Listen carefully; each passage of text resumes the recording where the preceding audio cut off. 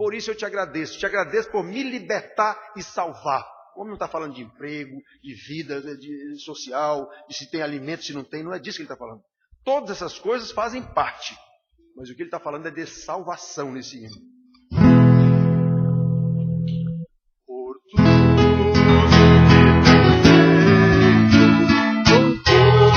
que vai fazer, tuas promessas e tudo que és, eu quero te agradecer, tudo que eu sei. Por tudo que eu sei, tudo que vai fazer, tuas promessas e tudo que és, eu quero te agradecer, tudo que eu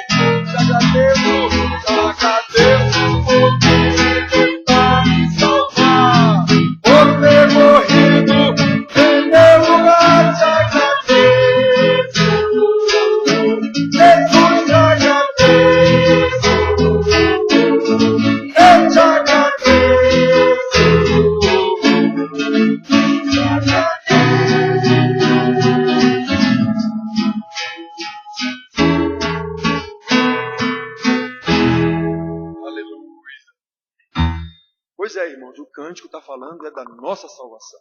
Como consequência da salvação, Deus vai nos conduzir em santidade devida e vai prover todo o necessário, não é o que nós desejamos, é o necessário para que a gente viva, enquanto lhe aprouver que estejamos nesse mundo. É disso que nos trata. Rei do universo, quão formoso és.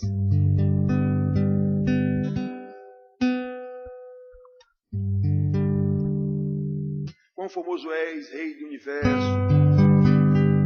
Tua glória enche a terra e o céu. A tua glória enche a minha vida, Senhor. Isso é verdade. Isso é verdade. Maravilhoso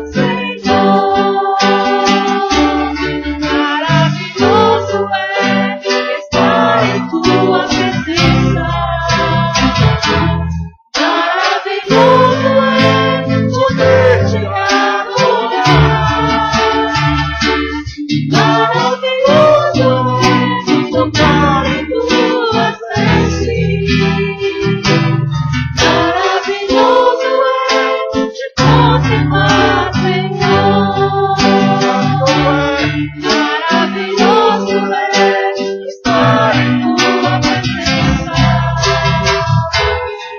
Maravilhoso é poder te adorar.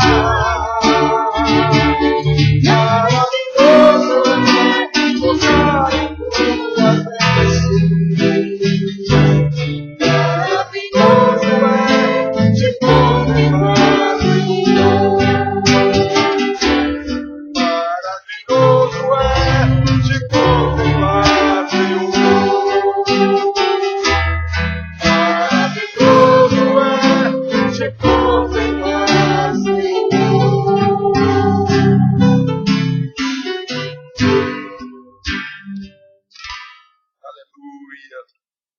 continuar louvando, adorando a Deus com Jane. Senhor Deus, Pai maravilhoso, nós te louvamos, te bendizemos, Senhor, pela beleza da tua santidade, Pai. Obrigada por estarmos aqui reunidos, Pai, e podermos te adorar e te louvar, Senhor. Recebe a nossa adoração, Pai, que nós possamos fazer segundo a tua palavra, Senhor.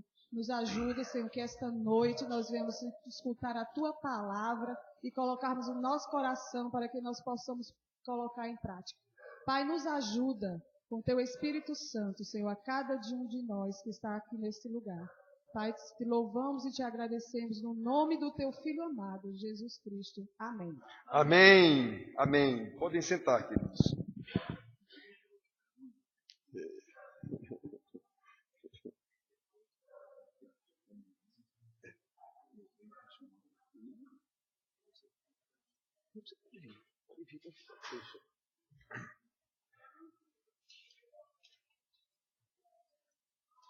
Irmãos, vamos abrir nossas Bíblias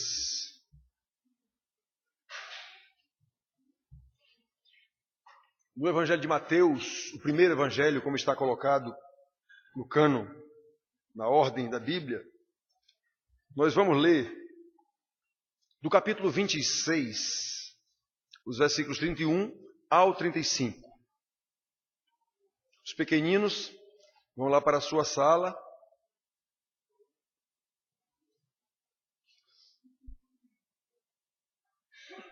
Mateus, o publicano que virou apóstolo, discípulo de Jesus e apóstolo. Mateus capítulo 26, versículos do 31 ao 35.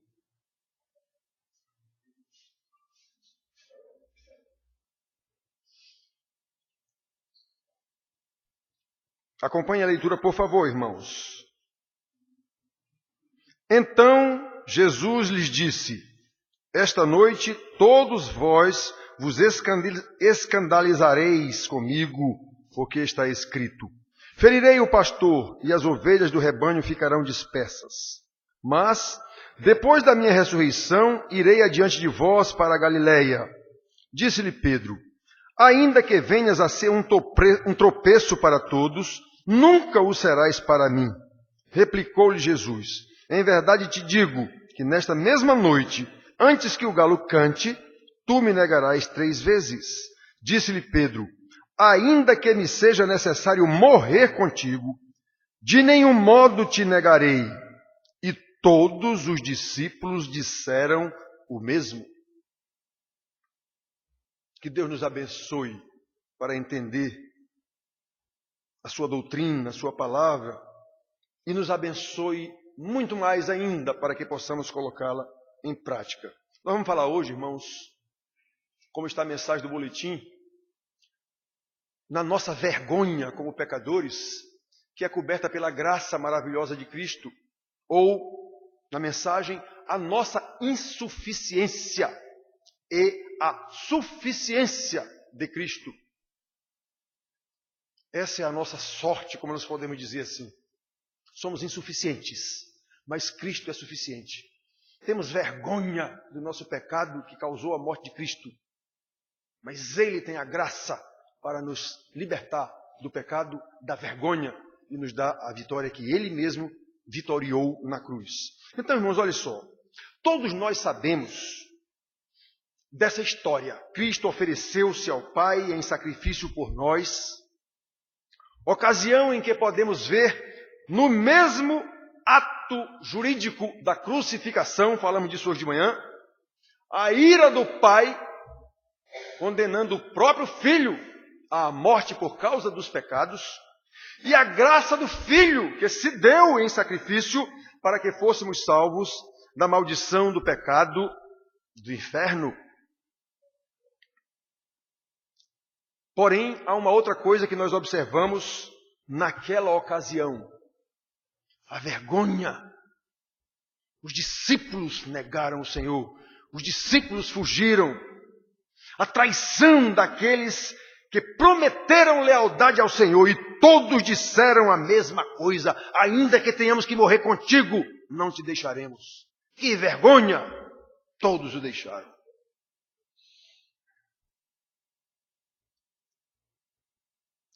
como o Senhor lhes havia dito, lá no versículo 31, então Jesus lhes disse: esta noite todos vós vos escandalizareis de mim.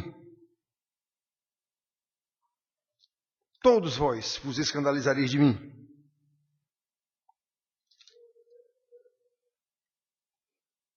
Porque está escrito. E Jesus disse isso não da cabeça dele, ele disse isso citando as Escrituras. Ferirei o pastor, e as ovelhas do rebanho ficarão dispersas. Todos. Olha, irmãos, que coisa impressionante. Os discípulos de Jesus, que aprenderam com ele durante todo o tempo do discipulado, não acreditaram no Mestre. O Mestre disse: vocês vão se envergonhar de mim. Não, Senhor, vamos não. Que coisa impressionante. E eles sabiam que Jesus era Deus. Eles negaram ao Senhor porque não creram na sua palavra. Em outras ocasiões, Jesus já lhes havia dito, repetidas vezes, pelo menos 3, que ele seria traído, que ele seria entregue aos ímpios, que ele seria morto. E mais, que o traidor estava entre eles, os seus 12 discípulos. E eles não acreditaram. Agora o Senhor lhes disse que todos eles vacilariam diante daquela ocasião que estava chegando. Mas eles afirmaram, contrariando o Mestre: isso jamais acontecerá. Não te negaremos, ainda que tenhamos que morrer. Irmãos, que coisa impressionante. Eles sabiam que Jesus era Deus. Eles já tinham visto inúmeros milagres que Jesus fez.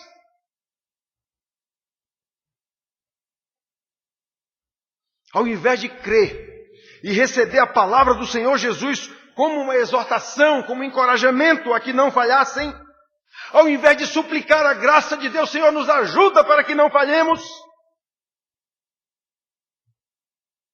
como Jesus lhes havia alertado anteriormente, logo anteriormente, eles não acreditaram na palavra do Senhor e preferiram afirmar que eram fortes o suficiente para não negar ao Senhor. A pretensão de querer resolver as coisas conforme a sua própria capacidade os levou a duvidar do Senhor e, consequentemente, negar o seu Senhor. Vergonhosamente negaram o Senhor. Olha, irmãos, por causa da nossa cultura católica romana, nós temos a tendência de idolatrar os santos da Bíblia. Não temos imagens, como a Igreja Católica tem, mas idolatramos no nosso interior. Nós achamos que Paulo é melhor do que nós achamos que Pedro é melhor do que nós, que Davi é melhor do que nós, que Abraão é melhor do que nós. Não são, não são. Isso é cultura católica. A gente colocando a glória nas criaturas, naqueles servos que Deus usou de forma especial, a gente coloca glória neles e não em Deus. Isso é idolatria. Isso é tirar a glória de Deus e colocá-la numa criatura. E nós fazemos isso, não adianta negar não. Muito bem, irmãos. Na verdade, os discípulos não eram melhores do que nós. Eles não eram mais corajosos do que nós. Até disseram com pretensão e soberba: jamais te negaremos. Ora, negaram logo em seguida. Eles não eram melhores do que nós. Como o Senhor lhes havia dito, repito, e no versículo 31, vocês se escandalizarão de mim. E mais à frente um pouco, que nós não lemos, no versículo 56, está escrito: os discípulos todos, deixando-o, fugiram. Eles não acreditaram na palavra do Senhor e por isso o negaram. Irmãos, esses discípulos não eram melhores do que nós, insisto. Eles eram iguais a nós e careciam da graça de Jesus, da graça de Deus, assim como nós também carecemos para não negá-lo a cada instante. E nós fazemos isso, achando que resolvemos a parada. Ou já dizia alguns casos. Quantas vezes, irmãos queridos, quantas vezes nós desobedecemos deliberadamente às ordens do nosso Senhor e Salvador, numa prova inequívoca de que nós não acreditamos no que Ele disse, por isso nós não cumprimos o que Ele mandou. Quantas vezes o Senhor nos fala através dos pastores fiéis,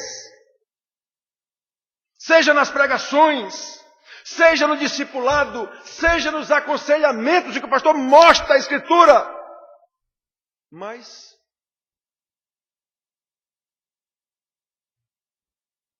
nós não acreditamos. É por isso que tem um mais. E negamos o Senhor. Como os discípulos acharam que podiam resolver, nunca te negaremos, Senhor, ainda que tenhamos que morrer. Pois como os discípulos, nós achamos que dá para seguir adiante com as nossas próprias forças, com o nosso próprio entendimento, com as nossas próprias decisões. E continuamos andando à beira do abismo, colecionando fracassos em cima de fracassos nas nossas casas, com nossos cônjuges, com nossos filhos, simplesmente porque não acreditamos no Senhor e por isso não fazemos o que Ele disse.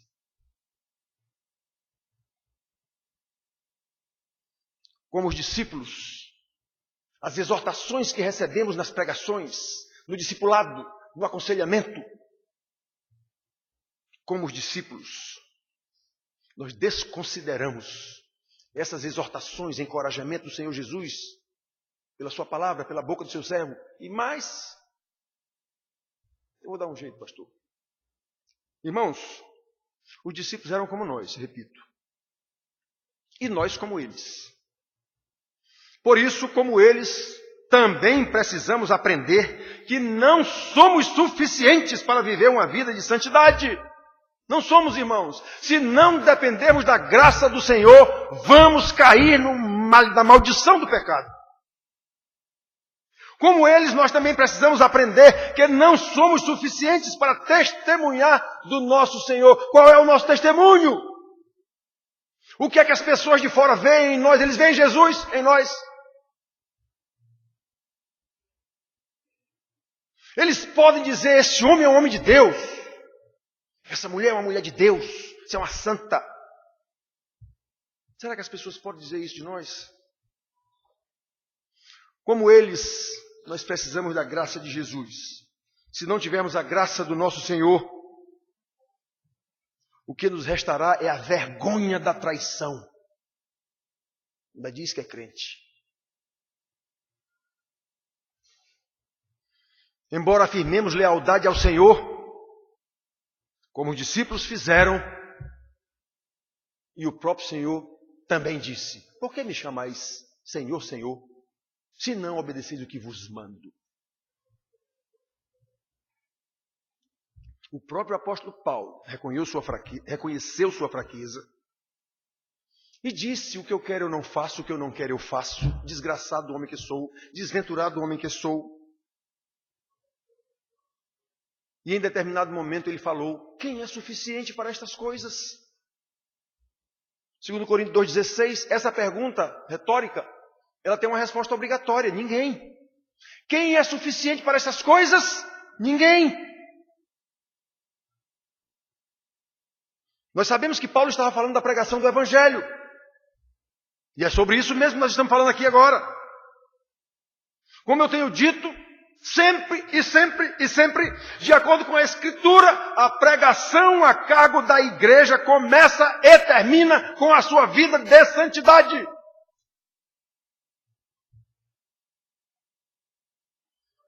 E nós não somos suficientes para estas coisas. Quem santifica é o Espírito Santo, é Deus. Por isso Paulo completou a sua pergunta retórica, quem é suficiente para estas coisas? Ninguém. Mas mais na frente ele completou, mas a nossa suficiência vem de Deus. 2 Coríntios capítulo 3, versículo 5. Observamos, irmãos, que quando Paulo nos ensina, em Efésios capítulo 5 e 6, ele fala lá de como é que vai se desenvolver essa nossa santidade, em que território ela vai se desenvolver. Primeiramente, nós vemos que Paulo começa desde o capítulo 5, dizendo aos irmãos, enchei-vos do Espírito Santo. Não de vinho que leva a contendas, a dissolução, mas do Espírito Santo. Aí ele ensina como é que você vai se encher do Espírito Santo. Começa com o sujeitando-vos uns aos outros. Aí ele começa a explicar. A família é o ponto de partida da coisa. É o ponto de partida. Por que uma igreja é fraca? Porque ela é composta de um bando de famílias desmanteladas. Não há como ser forte essa igreja. Então as relações básicas que nós vivenciamos estão na família. É por isso que eu insisto tanto nesse assunto, especialmente a relação de marido e mulher, e os dois na criação dos filhos. Sob responsabilidade do homem, do marido. Aí, segundo o ensinamento de Paulo, lá no capítulo 5, a gente chama atenção. Mulheres, irmãs, esposas. Quando vocês não conseguem se submeter aos seus maridos, vocês estão negando Jesus. Sabiam disso? Porque não acreditam na sua palavra, tentam desempenhar o papel de esposa ou de mãe, sem depender da graça do Senhor Jesus, sem ouvir o que Ele disse, porque se acham suficientes para essas coisas e não são.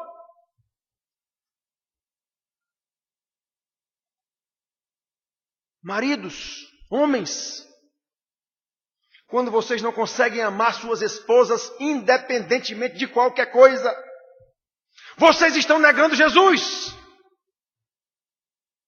Porque não acreditam na sua palavra, tentam desempenhar o papel de marido e de pais, sem depender da graça do Senhor Jesus, desconsiderando o que Ele ensinou, porque se acham suficientes em si mesmos e não são. Vai dar em fracasso. Filhos, que eu ensino tanto. Quando vocês não conseguem ser obedientes aos seus pais, vocês estão negando o Senhor Jesus. Vocês não acreditam na palavra do Senhor Jesus que mandou que vocês obedeçam aos pais. Aí tentam desempenhar o papel de filhos como se fossem senhores dos próprios pais. Sem depender da graça de Jesus, acham-se suficientes, inteligentes, sabidos, e não são.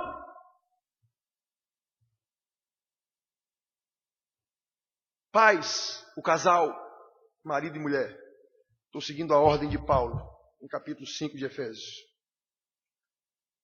Quando vocês não conseguem criar seus filhos na disciplina e na admoestação do Senhor, embora eu bata nesse assunto aqui direto, de forma até antipática. Quando vocês não cumprem o que o Senhor mandou, estão negando o Senhor Jesus, porque não acreditam na sua palavra. Então tentam desempenhar o papel de pais e mães, sem depender da graça de Deus, achando que são suficientes para essas coisas e não são. Negam o Senhor.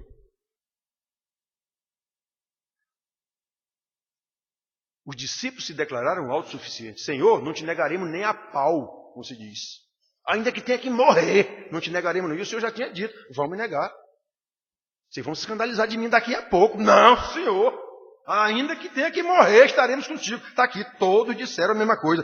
Pedro, eu ainda que tenha que morrer contigo, de nenhum modo te negarei. E todos os discípulos disseram o mesmo. Todos estavam errados. Todos negaram o Senhor porque não acreditaram no que Ele disse. Vocês vão se escandalizar de mim. O que era para eles fazerem? Meu Senhor tem graça de nós, então nos conceda a graça. Não permita isso, meu Senhor. Não, nós não te negaremos nem a pau. Como eles não eram diferentes de nós, nós também não somos diferentes deles. Fazemos a mesma coisa nesses processos familiares, começando pela família. E nós falamos agora. Quando veio a provação, os discípulos falharam vergonhosamente, assim como nós falhamos quando vem a provação nas nossas casas. Falhamos vergonhosamente. Nossos filhos nos envergonham, que são desobedientes, são um fracasso, não conseguem fazer nada das coisas. Por quê? Porque nós achamos que éramos suficientes para criar nossos filhos sem a graça de Deus. Nossos filhos, por sua vez, se acham suficientes para resolver tudo sem obedecer ao Pai, que é a obediência a Deus. Jesus sabia que os seus discípulos iriam negá-lo, tanto que ele afirmou a eles. Ele sabia que eles ainda não compreendiam o que ele falava, o que só aconteceria depois que recebessem o Espírito Santo, como de fato aconteceu. Pedro chegou a dizer, nós nos convertemos quando recebemos o Espírito Santo. Lá em Atos ele diz isso. O que é nos convertemos no caso de Pedro? Nós realmente entendemos a revelação do nosso Senhor, o ensino do nosso Mestre, nós entendemos quando o Espírito Santo nos fez lembrar. E nós, queridos, nós não temos toda a revelação do Senhor aqui na sua palavra, escrita. Não dizemos que somos crentes.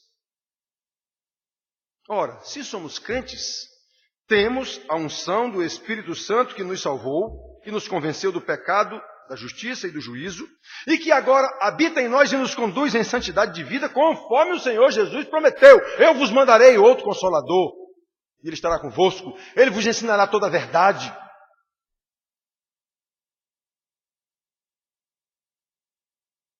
Então, por que agimos como se não acreditássemos nas palavras de Jesus?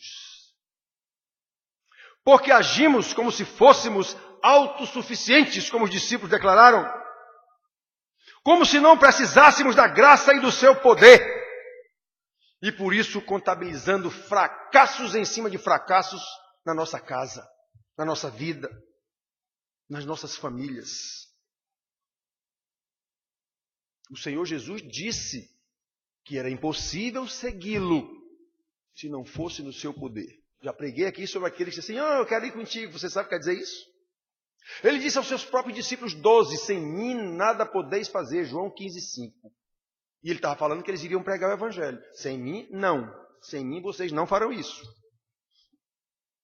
Conforme o texto que lemos, Mateus, o publicano, uma testemunha ocular dos acontecimentos que ele narrou aqui, que nós lemos, registrou que o Senhor Jesus predisse que eles o abandonariam em cumprimento da profecia. O Senhor Jesus citou a profecia: ferirei o pastor e as ovelhas do rebanho ficarão dispersas. Jesus não disse o que eu acho que vocês vão me abandonar. Não, Jesus citou as Escrituras. Vocês vão me abandonar porque está escrito: ferirei o pastor e as ovelhas se dispersarão. Jesus não inventou nada aqui, eu já disse para vocês.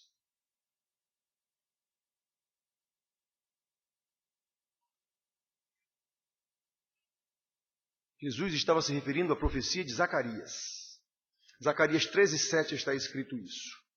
E ali, o Senhor diz através do seu profeta Zacarias que ele mesmo, o Senhor Deus, mandaria a espada para ferir o seu pastor. E como consequência, o rebanho ficaria disperso. Jesus citou isso. Olha, isso que vai acontecer está escrito.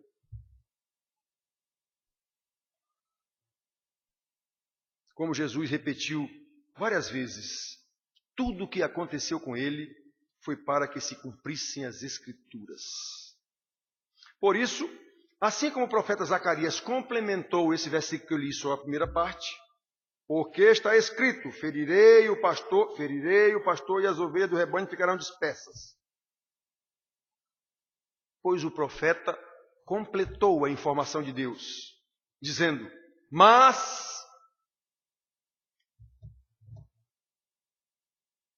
o próprio Deus mandaria depois o pastor. Mas volverei a minha mão, o Senhor diz pelo profeta.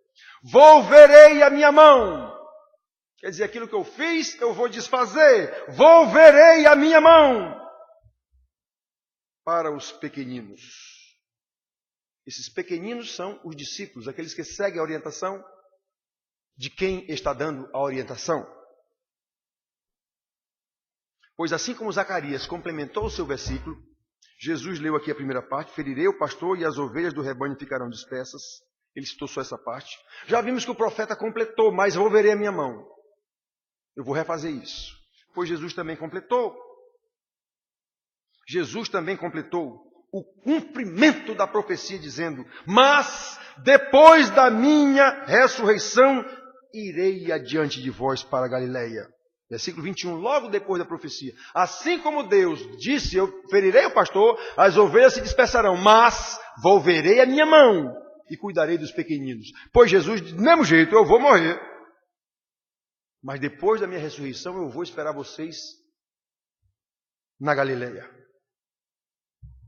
Irmãos, Jesus, o nosso Senhor e Salvador maravilhoso, não deixou os seus discípulos na ilusão de que eles eram autossuficientes, nem deixou os seus discípulos na vergonha.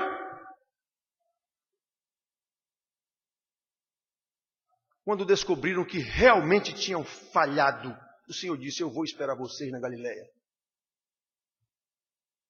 Volverei minha mão. Irmão, Jesus não os deixou na tristeza por não ter acreditado na sua palavra e tê-lo negado. Como nosso Deus é maravilhoso. Preste atenção, irmãos. Se não acreditamos na palavra do Senhor, exposta pela boca do seu pastor, e não obedecemos o que foi dito, antes que os males e as provações e as tribulações comecem a acontecer na nossa vida, quando acontece, a gente até lembra, bem que o pastor disse. Quando vem essas provações e essas tribulações, irmãos, só nos resta receber de Deus essa punição que é didática. Só nos resta nos arrepender e pedir clemência a Deus. Só nos resta ficar triste por causa da vergonha, da desobediência, da traição ao nosso Senhor. E nos voltar para Deus e clamar, e clamar, e clamar. E entender que aquela experiência deve nos deixar mais ricos na perseverança de lutar e lutar e lutar para acreditar no que o Senhor disse e fazer o que o Senhor mandou. Para, enfim, experimentar a alegria da salvação. Como Davi orou: Senhor, restitui-me a alegria da salvação. Ele sabia da tribulação que ele estava passando. Ele sabia da vergonha que ele estava passando por ter traído o Senhor. No caso do adultério da Batseba, da morte do rapaz e tanta gente, da mentira que ele estava embromando Israel inteiro, passando por santarrão, diante de uma atitude mau caráter como essa que ele tomou. Mas ele era um santo para Israel. Pois é, quando ele foi confrontado com Deus, a vergonha, Senhor, a vergonha é muito grande. Restitui-me a alegria da salvação. Eu não consigo dormir. Pois é, Deus não deixa os seus santos nem na arrogante percepção pessoal, pecadora, orgulhosa de que é suficiente em si mesmo, e cai. E quando cai, vem a vergonha. Deus também não o deixa na vergonha. Vou esperá-los na Galileia. Olha, irmãos,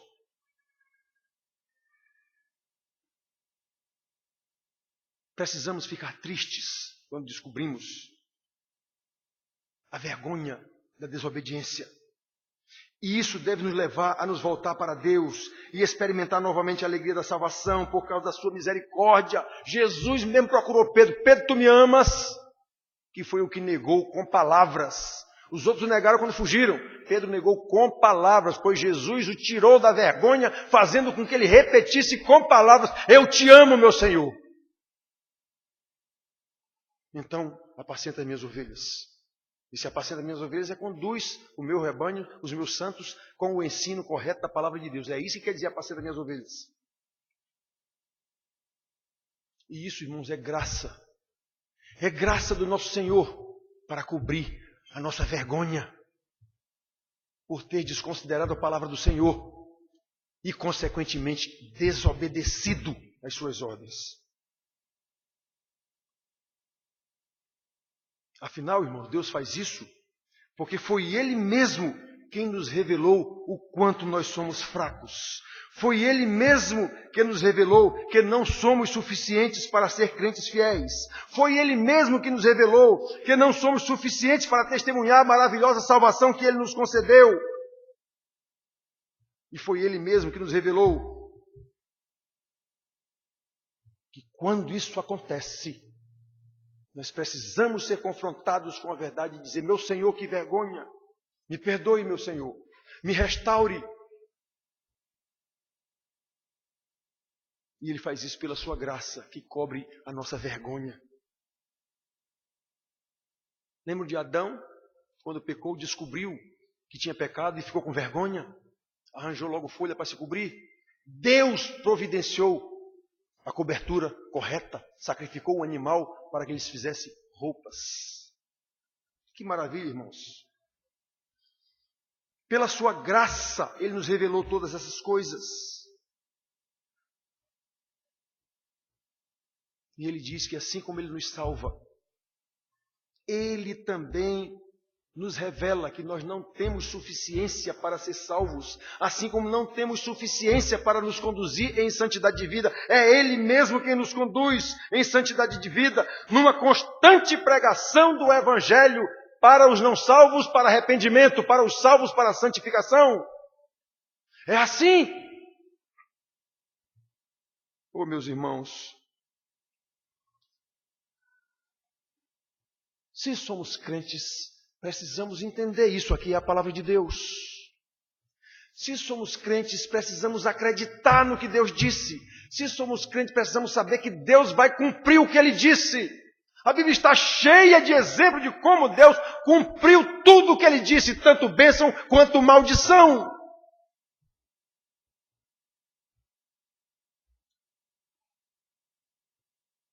Não somos suficientes, irmãos, para ser salvos.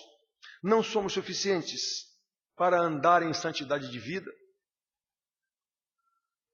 E nos resta a vergonha, sabendo que essa vergonha é coberta pela mesma graça que nos salvou, é coberta pela mesma graça que nos conduz quando caímos em nós mesmos e dizemos: meu Senhor, salva-me e serei salvo. Senhor, me conduz e eu andarei nos teus caminhos. Senhor, eu sou insuficiente, mas a minha suficiência vem de Ti. Eu preciso, meu Senhor, o tempo inteiro. Precisamos entender essas coisas, irmãos. Os discípulos não são santarrões, melhores do que nós, nem uma vírgula. Assim como eles pecaram por não acreditar no Senhor, nós também, a todo instante, como expusemos aqui no caso da família. Os irmãos com os quais eu convivo mais de perto, que moram mais perto de mim, eu pego no pé direto, o tempo inteiro, em toda oportunidade. E mostro na hora: olha aí, ó.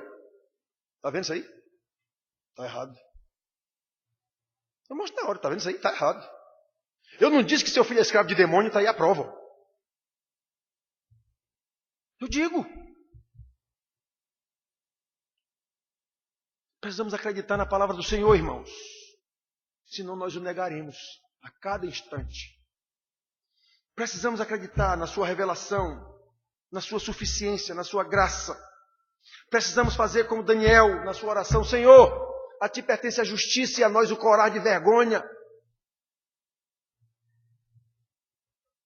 E assim, irmão, nós teremos uma vida como igreja. É esse o papel da igreja. Tenho pregado aqui há alguns domingos sobre isso. É esse o papel da igreja, só esse. Viver o evangelho da salvação que alcançou aos irmãos da igreja. E em vivendo esse evangelho, falar desse evangelho que me salvou. Eu vou falar do que eu vivo e viver o que eu falo. É isso que é a igreja. Eu mostro que creio no meu Senhor e provo com a minha vida que eu creio no meu Senhor. Aí eu tenho autoridade para falar disso para alguém. E é assim que a igreja deve pregar o evangelho. Com vida de santidade. E essa vida de santidade é uma constante pregação do evangelho, pelo fato de crer no que o meu Senhor que me salvou diz, e pelo fato de saber que é o meu Senhor que me salvou, me conduz nessa vida de santidade, e saber mais ainda que o meu Senhor faz tudo isso para louvor da sua glória. Eu vivo para louvor da glória do meu Senhor. É assim, irmãos, que nós temos que viver para louvor da glória do nosso Senhor. Senão nós vamos continuar negando o nosso Senhor a todo instante, mesmo chamando-o de Senhor. O que é uma hipocrisia. Que Deus nos abençoe e nos dê de fato a revelação, que nos dê graça para entender a revelação da salvação, que nos dê graça para entender a revelação da santificação, que nos dê graça para viver vidas santas enquanto falamos dessa santidade de vida e enquanto vivemos essa santidade que pregamos. Tudo isso para louvor da glória do nosso Deus. Amém.